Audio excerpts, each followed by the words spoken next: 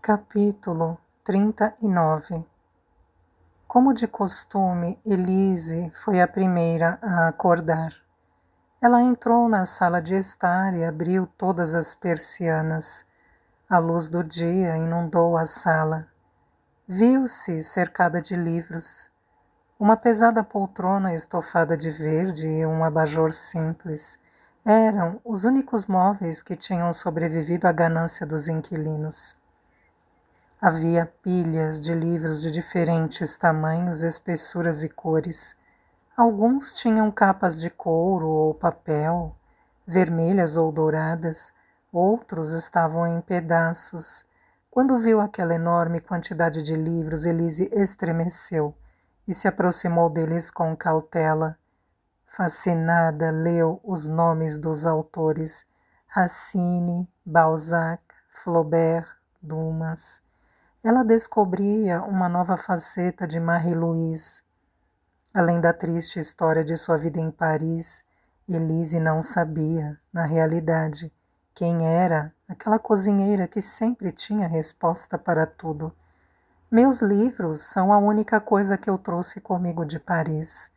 Elise ouviu atrás dela. Mas atualmente não faz sentido ler nada. Isso é coisa do passado. Além disso, não tenho tempo.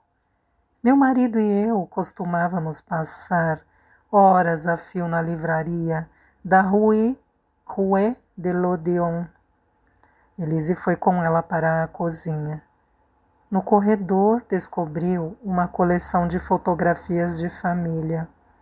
Um bebê coberto de rendas e fitas, um homem de chapéu coco, uma mulher de preto atrás de um balcão com pilhas de tecido, que devia ser a mãe de Marie-Louise. Para Elise, parecia que o olhar severo daquela senhora as seguia e julgava. Marie-Louise contou que o retrato tinha estado com ela a vida toda, sempre lançando seus fios invisíveis. A mãe achava que a filha tinha escolhido um marido inadequado e nunca parava de repetir que o casamento terminaria em tragédia. O cheiro de chocolate quente levou Elise de volta aos dias felizes com Maman Claire, e ela sorriu com o conforto que a memória lhe trouxe. Outras delícias aguardavam-na: uma omelete, queijo e uma fatia de pão com manteiga. O que mais poderia pedir? Ela era amiga da cozinheira e estava no céu. Um dia vou morar em Paris também, disse ela satisfeita. Eu vou à livraria da Rue de l'Odéon também. Quando não houver soldados em Paris, continuou saboreando o chocolate. Marie-Louise ficou observando a criança sonhadora, incapaz de evitar o pensamento de que não haveria futuro para ela em Paris ou em qualquer outro lugar da França, mas não disse nada. Teria sido injusto lhe tirar as ilusões. Padre Marcel passava todas as noites escrevendo cartas para encontrar parentes próximos ou distantes das crianças. Ele também tinha esperanças de que desconhecidos ficassem com pena dos órfãos e adotassem alguns dos mais velhos, que poderiam ajudar nos campos ou no trabalho doméstico. Alguns dias antes, ele tinha escrito para a Arquidiocese de Nova York, na tentativa de encontrar o tio de Daniele e Elise, Roger Duval, que havia deixado a França alguns anos antes, mas Marie-Louise não queria preocupar a garota com esta notícia ainda. Quem podia garantir que algum padre entediado de Nova York se daria o trabalho de rastrear um francês que possivelmente não queria ser encontrado? E mesmo se fizesse isso, ele tinha todo o direito do mundo de argumentar que não podia assumir a responsabilidade de criar duas meninas. Mas o padre Marcel, que se lembrava dele como um jovem na aldeia, assegurou-lhe que Roger Duval era um homem de alma boa, crente convicto, que responderia assim que soubesse que a irmã deixara duas filhas. Mas Paris? Não, ela não conseguia ver Elise em Paris, isso era certo. Paris não é mais o que costumava ser e nunca mais será, declarou ela, mastigando um pedaço de pão. O dia em que a suástica sobrevoou a Place de la Concorde e os franceses escolheram o autoconservacionismo, o espírito da cidade desapareceu e sua magia foi para a sarjeta, disse com uma das suas gargalhadas mordazes. Eles acharam que, deixando a bandeira nazista desfraldada ou o coro alemão cantar nos degraus da l'Opéra, eles os deixariam em paz. Com os nossos jornais sobre a mesa e uma Madeleine mergulhada na xícara de café. Elise, Paris não passa de uma fantasia. Marie-Louise pediu para Elise arrumar a cozinha enquanto ela cumpria uma missão para o padre Marcel. Enquanto a menina lavava a louça do café da manhã, deu asas à imaginação. Ela agora estava certa de que Marie-Louise, que todo mundo achava que não passava de uma simples cozinheira, era na realidade uma mulher sofisticada, uma intelectual rebelde, uma lutadora heróica da resistência, liderada pelo padre e aqueles dois mágicos misteriosos. Elise a viu sair com vários rolos enormes de tecido debaixo do braço, e da janela pôde vê-la se dirigir à casa onde morava a garota das meias de seda, em plena luz do dia. Mas Marie-Louise não tinha nada a temer. Depois de ter perdido o marido e seu amado café, ela não perderia o sono se fosse rejeitada novamente na aldeia, pensou Elise. Em sua imaginação, Viviane não era a mulher indigna que todo mundo pensava que ela era, mas uma mulher forçada a criar essa fachada para disfarçar o fato de que transmitia mensagens da resistência parisiense ao grupo de homens escondidos atrás das paredes da degradada abadia.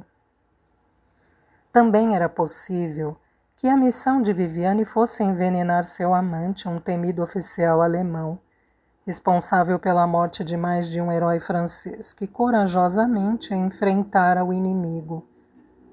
Poucas horas depois, Marie-Louise voltou sem fôlego, carregando 3 malas pesadas. Deixando-as na mesa sem qualquer explicação, ela se retirou para tirar uma soneca.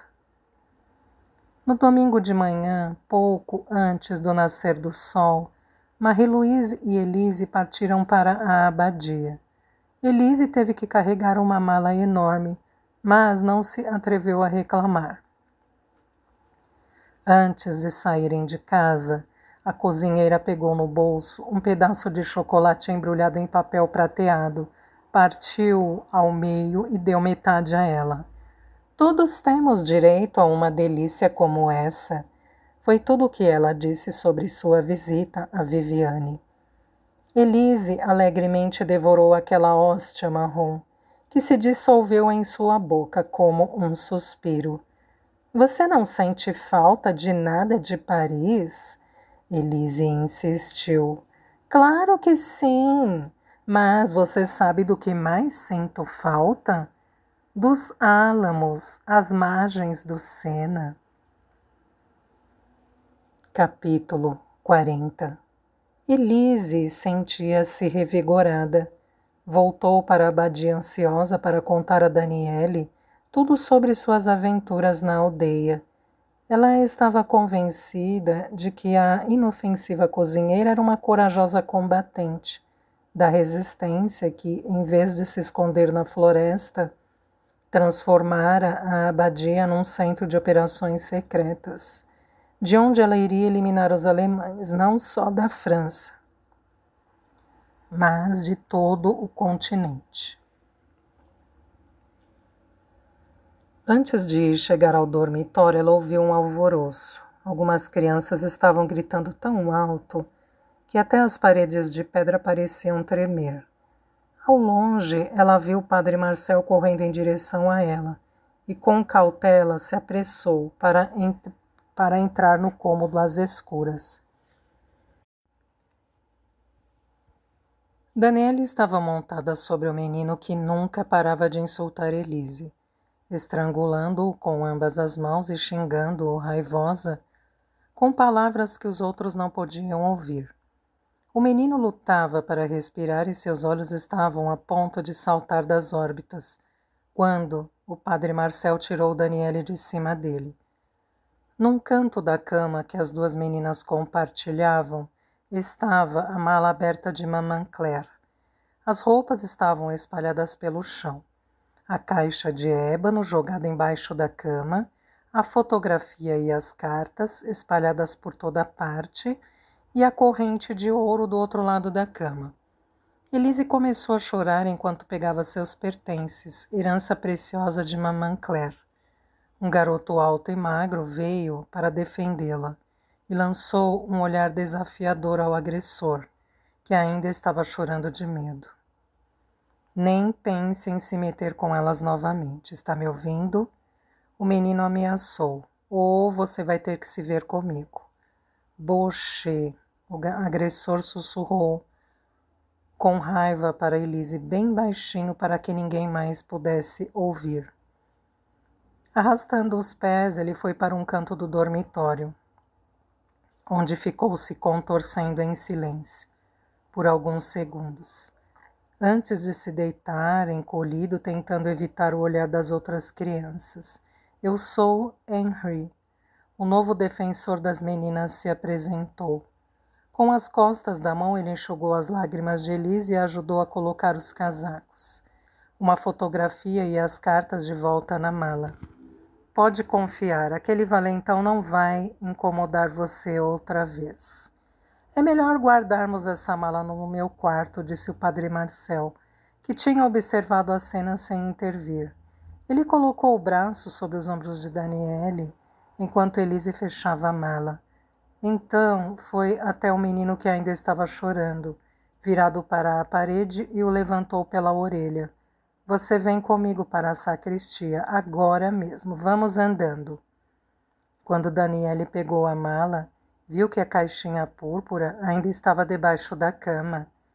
Henry também viu e se ajoelhou para pegá-la e devolvê-la. Com as mãos ainda trêmulas, Daniele pegou a caixa e agradeceu com um olhar. Seu peito ainda estava ofegante de raiva. Ela poderia ter matado o desgraçado e acabado com ele de uma vez por todas. Ela deveria ter fugido com Elise para muito mais longe, para outra aldeia onde ninguém as conhecia ou as reconheceria. Não entendia por que elas ainda tinham que suportar aquele tipo de insulto. O quarto de Padre Marcel não vai bastar. Por que não trancar aquele garoto no claustro, onde apenas os monges estão autorizados a entrar? Os alemães nunca ousariam atravessar os portões de um lugar onde as pessoas se dedicam à oração, ela pensou, desesperada para encontrar uma solução. Ela saiu do dormitório com a mala na mão, acompanhada de Elise e do garoto esguio, com o nome de um herói da resistência. Para Elise, Henry era outro guerreiro que viera para defendê-las, um valente membro da resistência, pronto para qualquer imprevisto. Aos seus olhos, ele era muito mais alto do que na realidade. Tinha braços musculosos e vestia o uniforme desalinhado de um montanhês. Na verdade, Henry era simplesmente um jovem magro, que nem tinha 15 anos, cujo short khaki revelava um par de meias cheias de buracos, e a camisa de manga curta tinha 3 botões faltando e um bolso prestes a se desprender. Na entrada do quarto de Padre Marcel, Henry as deteve solenemente. Nós vamos vencer, já estamos vencendo, disse ele e depois fez uma pausa teatral. Não vamos ficar aqui por muito mais tempo. Daniele e Elise não disseram nada, mas se entreolharam. Ali não havia mais ninguém em quem pudessem confiar. Daquele momento em diante, Henry tornou-se o aliado inseparável das meninas. Sua expressão delicada contrastava com uma cicatriz mal curada na testa. Suas roupas tristes e esfarrapadas, seus sapatos cheios de buracos e uma ligeira coxeadura que ele tentava dissimular. Alguns dias depois, os três estavam sentados no pátio sem nada para fazer. Precisamos ir para as montanhas da fronteira espanhola, disse Henry, rompendo o silêncio. Sua voz soava cada vez mais como a de um adulto. Vamos ter que andar vários dias e noites, atravessando pontes e às vezes rios a nado, mas chegaremos lá. Não podemos ficar nem mais um dia aqui. Os alemães estão desesperados porque sabem que estão prestes a perder a guerra. E a primeira coisa que farão quando acharem que estão derrotados é vir aqui acabar conosco. Pode contar comigo, disse Daniele num tom sério. Ela estava determinada a deixar para trás de uma vez por todas o papel de vítima que os nazistas lhe tinham imposto. Uma órfã sem casa ou família para reclamá-la, à espera que um tio do outro lado do Atlântico aparecesse para salvá-la.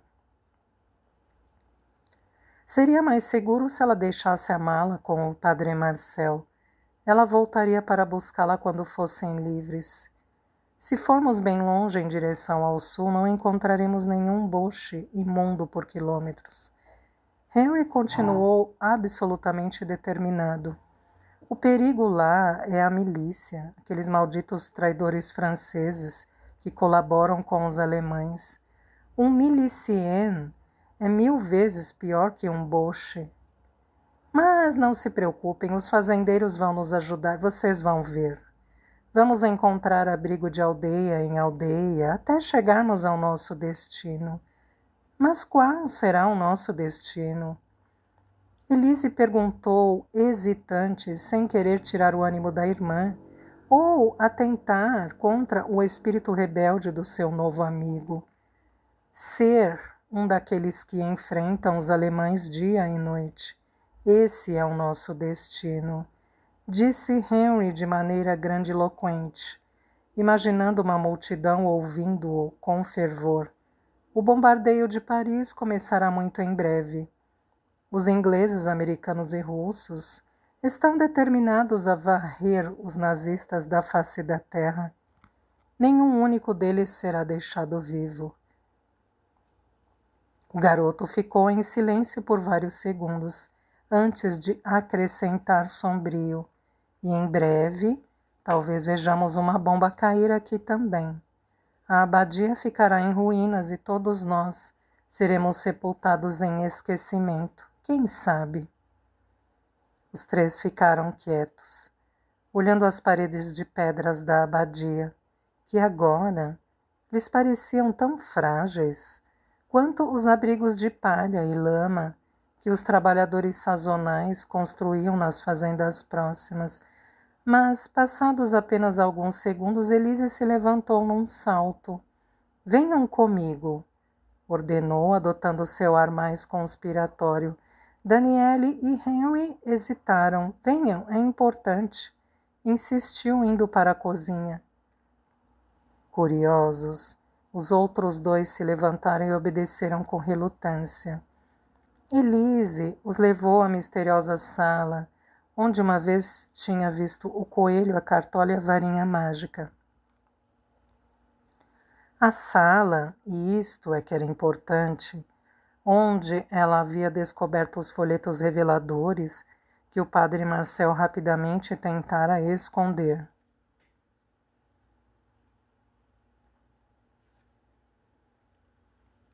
Outra vez aquela história do mágico? Perguntou Daniele, zombando dela. Henry, por outro lado, estava atento e animado. Era a primeira vez que entrava num território que lhe dava chance de fugir da vida monótona da abadia. Ele sabia que o padre Marcel já tinha localizado um irmão mais velho, filho do primeiro casamento do seu pai, que morava na Alsácia e era casado com uma francesa que se considerava alemã. Os dois homens deviam estar organizando sua partida, por isso ele queria colocar seu plano em ação, o mais rápido possível, para fugir dali recorrendo a caminhos desconhecidos. Ele preferia morrer de fome e sede do que viver com um irmão que considerava um colaboracionista. Recusava-se a ser enviado para uma daquelas aldeias fronteiriças, onde falava um francês com sotaque alemão que o deixava exasperado. Ele entrou no cômodo e começou a examinar cada canto como um perito forense à procura de pistas. Era o começo de um jogo fascinante. Embora estivesse cética, Daniele percebeu que não queria ficar para trás e se deixou levar pela curiosidade de Elise e pelo entusiasmo de Henry. Depois de se certificar de que ninguém os havia seguido, Elise se apoiou com força na mesa de carvalho no centro da sala. Henry e Daniele olharam um para o outro, tentando adivinhar o que ela faria. A mesa estava sobre um grande tapete escuro e desgastado que Elise tentou levantar. E Henry foi ajudá-la. Sob o tapete pesado havia um alçapão escondido. Elise olhou para os dois triunfante. Vá trancar a porta. Ela ordenou a Daniele, que correu para fazer o que a menina lhe pedia. Elise estava no controle agora e nada poderia deixá-la mais feliz do que ver o efeito que sua descoberta causara em Henry. Os dois começaram a levantar o alçapão. Como você sabia que havia uma passagem secreta aqui? Daniele perguntou temerosa. Simples, disse Elise, fazendo uma pausa como se para salientar quanto a resposta à pergunta da irmã era óbvia. Não há outra explicação para a mesa de carvalho ficar contra a parede quando o padre Marcel está tramando com seus amigos e depois voltar para o meio da sala, quando a sala está vazia de novo, disse ela com um orgulho infantil pelo seu poder de dedução. Por fim, conseguiram puxar o alçapão. Henry foi o primeiro a se aventurar pelo esconderijo, seguido por Elise. Daniele, que era muito mais cautelosa, foi por último. A única luz no buraco fedorento vinha das janelas da sala acima. Graças a elas, eles podiam ver que os degraus terminavam num chão de terra batida. Henry cobriu o nariz. Elise ficou enjoada, com o cheiro de excremento e urina. Quando os olhos de Elise se adaptaram à escuridão, a primeira coisa que ela viu foi a cartola. Ao lado, encostada na parede, estava a varinha mágica, e na sua gaiola, vivo, mas ainda imóvel, o coelho magro olhava para eles. Agora acredita em mim? Elise perguntou a Daniele sem se virar. Combate, são cópias do combate, exclamou Henry, colocando um dos panfletos no bolso. Ele continuou tateando o caminho à frente, tentando descobrir até onde ia o porão. Nem Elise, nem Daniele conseguiam entender o entusiasmo do menino pelos panfletos antigos, visto que era possível encontrar panfletos velhos em toda parte. É o panfleto da resistência, Henry disse com orgulho. Se nos encontrarem com um desses, podem nos mandar para a cadeia. Lá em cima, o calor do verão deixava o jardim da abadia ressecado, mas no porão o ar era gelado. Andando bem juntos e de mãos dadas, eles deram mais alguns passos para tentar alcançar o fim do esconderijo secreto, quando de repente ouviram algo correndo. Deve haver centenas de ratos aqui embaixo. Esse buraco não leva a lugar nenhum. Só seria um esconderijo seguro se estivéssemos sendo bombardeados. Claro, é isso! Exclamou Daniele ansiosa para voltar ao andar acima. É o abrigo antiaéreo. Henry e Elise a fizeram se calar ao mesmo tempo. Achavam que tinham visto um reflexo no chão de terra, ao lado de um balde transbordando de excrementos. Ali havia um brilho esbranquiçado que não conseguiam identificar. Surgiu e desapareceu num piscar de olhos, De repente, um gemido baixo os deixou paralisados. Wasser, Wasser. Uma voz sussurrada parecia ecoar das fundações da abadia. Wasser. Eles ouviram novamente alguém pedindo água em alemão, mas em seguida o brilho desapareceu. Os três ficaram ali tremendo. Henry foi o primeiro a reagir e se aproximar do lugar de origem do som, medindo a cada passo. É um boche, um boche. Ele gaguejou, a voz falhando nas palavras finais. O que um alemão está fazendo no porão? Vamos sair daqui! Gritou Daniele, ainda incapaz de se mover. Ela olhou em volta desesperadamente, sem conseguir se orientar na escuridão. Wasser, ouviram pela terceira vez. Sem perceber, eles se aproximaram o suficiente para distinguir os olhos e a tonalidade cinza esverdeada do rosto de um homem. Ele estava encostado na parede no canto mais escuro do porão. Seus olhos tinham um ar enlouquecido. Seus lábios estavam ensanguentados e sua pele estava descascando, com crostas secas sobre o crânio. Temos que pegar um pouco de água, disse Elise, aproximando-se do homem moribundo e tentando evitar que o cheiro nauseabundo a deixasse enjoada. Espere aí, não está vendo? Henry exclamou com uma voz calma que a surpreendeu. Olhe bem.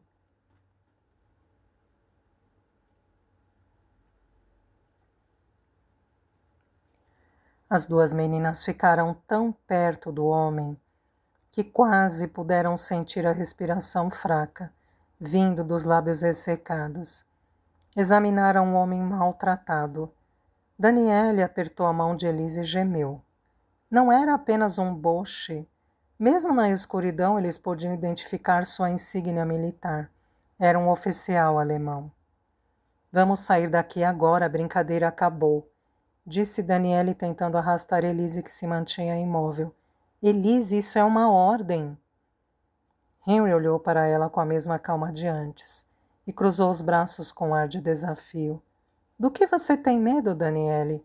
Não vê que este porco alemão está à beira da morte? O oficial continuou a implorar por água, a voz não mais que um murmúrio.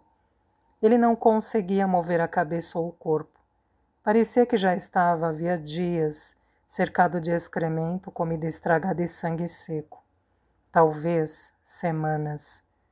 De uma ferida no ouvido, perto do crânio, algumas larvas brancas tinham surgido e estavam rastejando lentamente, amontoando-se às cegas. O rosto de Daniela era uma imagem de terror. Todo o seu corpo tremia, e ela não tinha ideia de que caminho seguir para fugir dali.